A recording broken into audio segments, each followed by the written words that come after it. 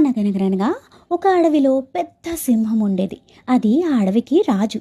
ఒకరోజు అన్ని జంతువుల్ని పిలిచి, మీకు ఒక చక్కటి పెయింటింగ్ కాంపిటీషన్ పెడుతున్నాను.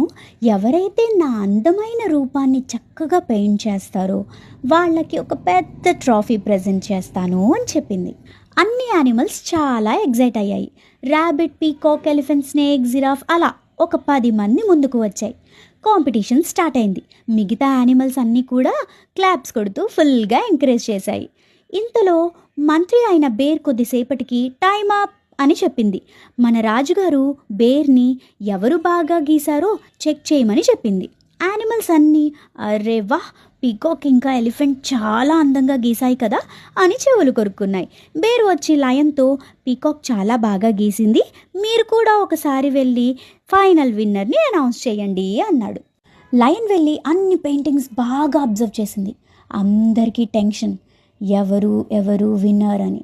ఇంతలో ర్యాబిట్ ఈజ్ ద విన్నర్ అని అనౌన్స్ చేశాడు. అన్ని యానిమల్స్ కూడా ఆశ్చర్యపోయాయి, మంత్రి బేర్తో సహా.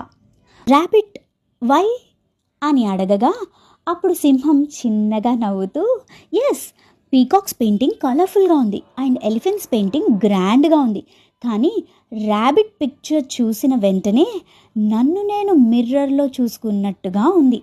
ఆర్ట్ అనేది కలర్ఫుల్గా ఉండడం కాదు, నిజాన్ని నిజాయితీతో చూపించడం, అదే నిజమైన కళ అనేసరికి అందరూ ర్యాబిట్కి జై కొడుతూ క్లాప్స్ కొట్టారు. ఇది కథ.